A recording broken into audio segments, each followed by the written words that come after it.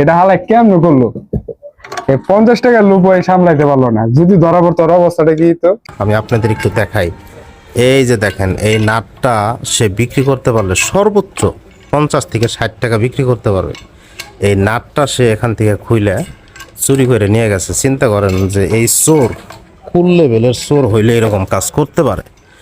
একটা বাসায় কতগুলা পরিবার, কতগুলা মানুষ, কতগুলা বাচ্চা। আবার এই যে আর একটা বিল্ডিংয়ের পাশাপাশি দুইটা লাইন, এখান থেকে এই যে এটা চুরি করে নিয়ে গেছে। কিন্তু আমার যেটা করছে একবারে নাটটা খুলে নিয়ে চলেই গেছে।